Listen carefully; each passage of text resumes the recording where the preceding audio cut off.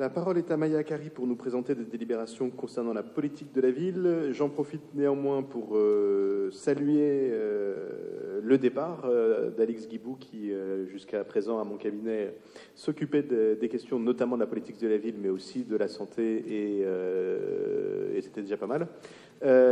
Et qui rejoint le NS Torcy, donc qui ne quitte pas vraiment le 18e, mais qui a beaucoup travaillé et qui va donc continuer à travailler pour le 18e. J'avais oublié, excuse-moi Maya, en passant, de donner la parole à Dominique Demangel pour nous parler des séjours de vacances. Merci, Monsieur le maire. Je prie d'excuser mon retard.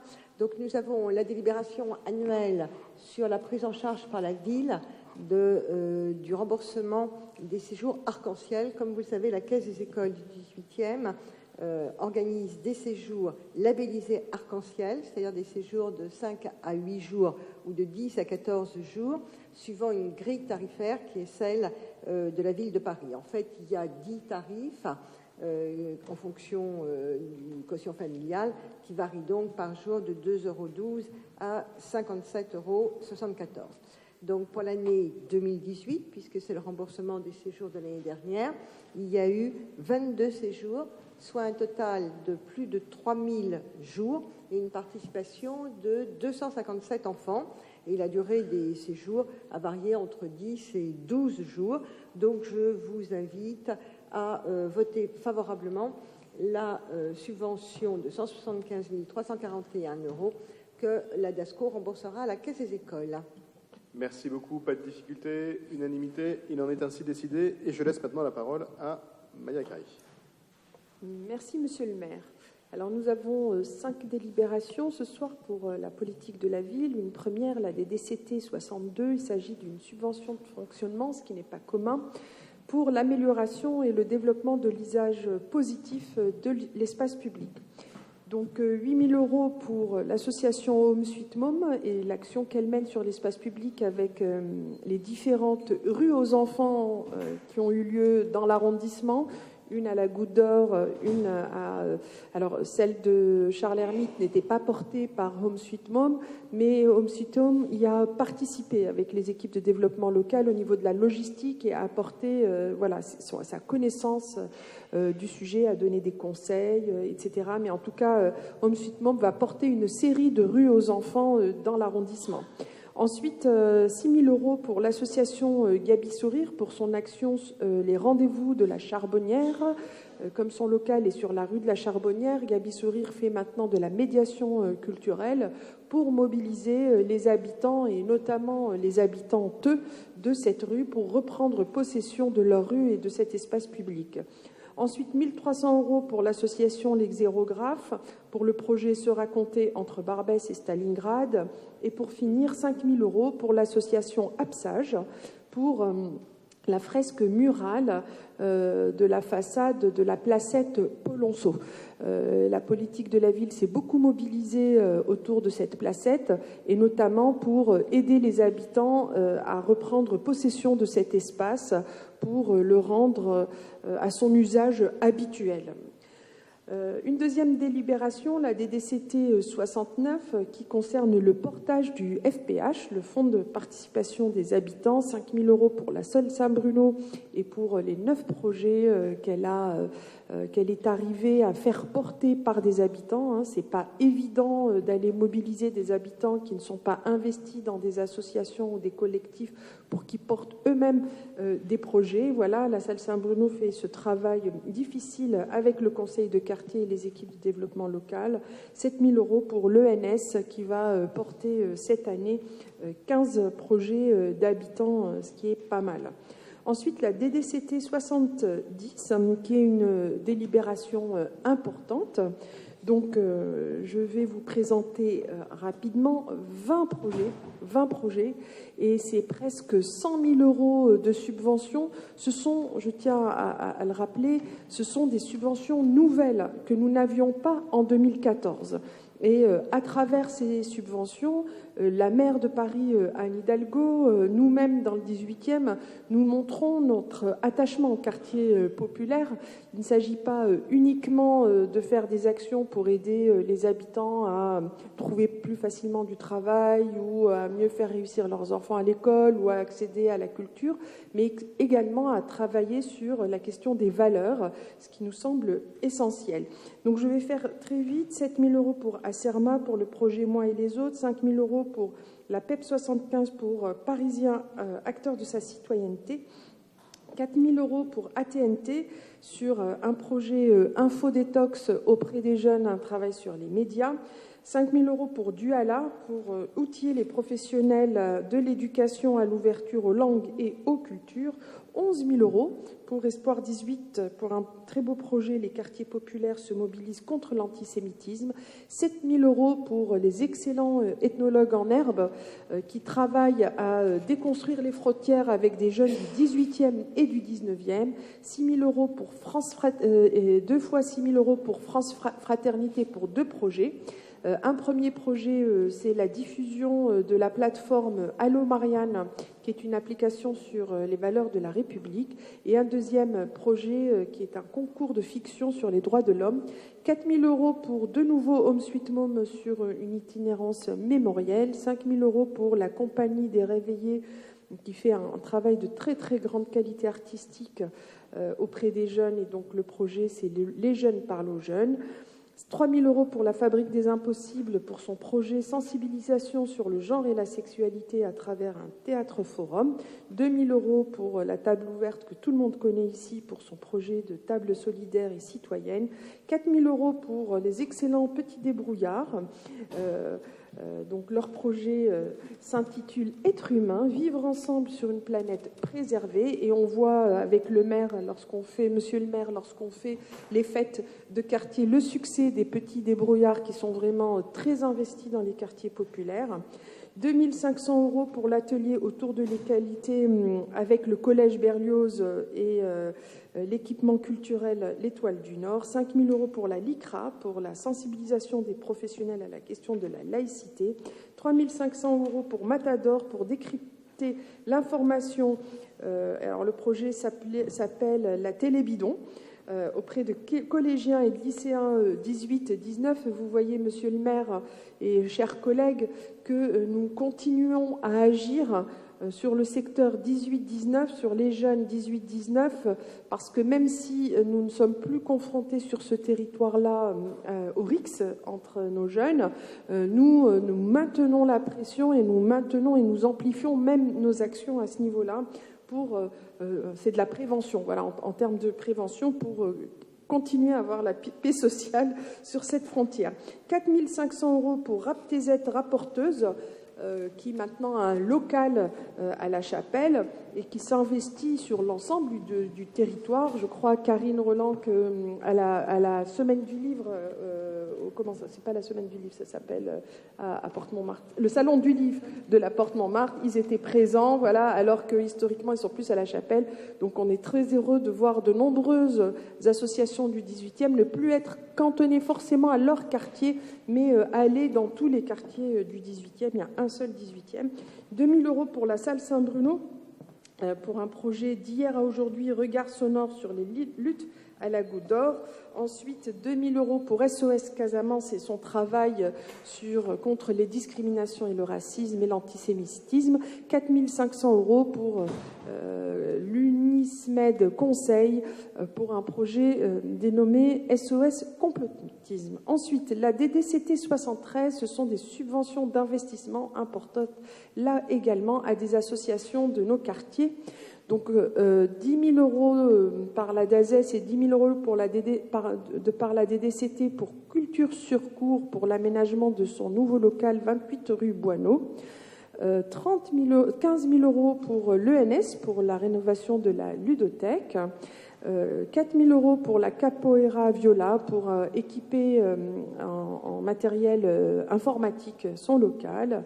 20 000 euros pour le local du collectif 4C. Alors, vous avez dû voir sur les réseaux sociaux que le collectif 4C a son nom, a trouvé son nom, qui est Quartier Libre. Voilà, ce local s'appellera Quartier Libre. Pour mémoire, le collectif 4C avait également bénéficié de 100 000 euros dans le cadre du BP Alimentation pour tous pour son local, son nouveau local. Donc, une avant-dernière délibération, la DDCT 92, subvention pour l'association du Conseil citoyen Paris 18. Vous savez que depuis 2016, nous sommes le seul arrondissement des quartiers populaires dont le Conseil citoyen s'est organisé en association. Donc 3 000 euros pour notre Conseil citoyen. Et une dernière délibération qui, normalement, aurait dû être présentée par mon collègue Philippe Durand. Mais comme ce sont des projets que nous portons ensemble, politique de la ville et espace vert, c'est moi qui la présente ce soir. Donc 1 000 euros. Donc ce sont des subventions aux associations dans le cadre de l'appel à projet politique de la ville. Ce sera la deuxième enveloppe. Donc 1 000 euros pour la Goutte d'Or, pour faire émerger un quartier jardin. 500 euros pour verger urbain pour toutes les animations à Charles-Hermite autour du jardinage et plus particulièrement sur la cité Mathurin-Moreau. 2 000 euros encore pour verger urbain pour le projet La Chapelle comestible. 1 000 euros pour la fabrique documentaire pour son projet Ciné-Jardin. Et 2 000 euros pour les jardins du ruisseau, pour tout le travail qu'ils font pour attirer à eux un public qui vient du nord du boulevard Ney, un public qui ne va pas spontanément au jardin du ruisseau, mais nous souhaitons ouvrir ce jardin à la diversité des publics. Je vous remercie, Monsieur le maire. Merci beaucoup, Maya Akari, pour cette présentation d'une activité très dense dans le 18e. Est-ce que cela appelle des commentaires? J'ai vu Fadila Méal, Pierre-Yves Bournazel. S'il n'y a pas d'autres demandes de prise de parole, Fadila Méal. Voilà, je remercie Maya Akari qui a fait un développement extrêmement précis de finalement des actions qui ont été menées sur une délibération qui m'intéresse beaucoup, qui nous intéresse beaucoup, parce que d'abord, vous l'avez souligné, elle est nouvelle, et d'autre part, elle se veut absolument novatrice, après, qui a été créée d'ailleurs par la maire de Paris, que je salue d'ailleurs sa détermination sur le sujet, après les attentats qui ont eu lieu, rappelez-vous, en 2015, et qui ont suivi d'ailleurs. Alors, je voulais dire ça parce que j'étais déjà intervenue pour dire, en effet, est-ce que cette question de la citoyenneté, mais bien au-delà, la question des valeurs républicaines dont on a évoqué tout à l'heure les difficultés aujourd'hui devant la montée du populisme, mais aussi de la radicalité qui peut aujourd'hui faire mettre en difficulté notre pacte républicain. Et j'avais dit, attention, que ce ne soit pas simplement un chapitre ripolliné qui permettent finalement de reconduire les mêmes actions que nous avions par le passé sur la culture, sur l'inclusion, sur tous les sujets que vous connaissez mieux que moi dans le cadre de la politique de la ville. Là, il s'agissait bien de regarder les enjeux aujourd'hui dans le 18e arrondissement autour de questions politiques très fortes. La montée des communautarismes, la montée de la violence qui est faite aux femmes, la question de la laïcité par rapport à l'emprise du religieux dans l'espace public. C'est ces questions-là aujourd'hui qui sont devant nous. Et j'avais souhaité en effet que vous nous fassiez non pas, je dirais, le catalogue des actions, mais en quoi le contenu de ces actions et peut-être être aidé par une assistance méthodologique avec une étude plus approfondie pour qu'on puisse regarder le bilan, non pas de cette année, bien sûr, mais de ce qui s'est passé, les typologies d'actions et surtout les indicateurs de progrès par rapport aux enjeux qui sont devant nous. Et donc, c'est un peu ça que j'avais souhaité lors d'un précédent conseil. Je sais que ce n'est pas facile, mais je crois que c'est intéressant de voir parce que si, finalement, ces actions, elles sont vécues et en tout cas menées de façon traditionnelle parce que les associations n'arrivent pas à être financées comme ils le souhaitent et donc répondent à cet appel à projet, bon, je ne vois pas bien l'intérêt de mettre en place finalement cet appel à projet qui se voulait à la fois novateur, nouveau et répondant aux enjeux difficiles. Alors, est-ce qu'on peut aujourd'hui décider de faire ce bilan, non pas quantitatif, puisqu'on a les chiffres, on a les publics, et que souvent, vous savez très bien, aussi bien que moi, vous qui êtes charge de la politique de la ville, que c'est des bilans assez déclaratifs, donc avec une obligation de moyens. Moi, ce qui m'intéresse aujourd'hui, c'est comment on approfondit avec ces actions des questions très, très, très importantes. Vous savez, par exemple, dans le monde sportif aujourd'hui, est-ce que les jeunes filles peuvent accéder aux activités sportives après leur puberté? Ça, c'est une question importante qui peut se poser non pas simplement dans ce quartier, mais dans tous les quartiers de Paris. Donc, est-ce que vous pensez utile aujourd'hui d'aller plus loin dans votre description, dans votre synthèse, et pour vraiment reprendre cet appel à projet et peut-être être assez innovant par rapport aux autres arrondissements et montrer en quoi ces moyens supplémentaires ont permis de faire évoluer de façon très importante les aspects que je vous avais évoqués et qui ne sont pas exhaustifs puisque la République, vous le savez, c'est ce qui nous permet de faire France ensemble. Je vous remercie. Merci.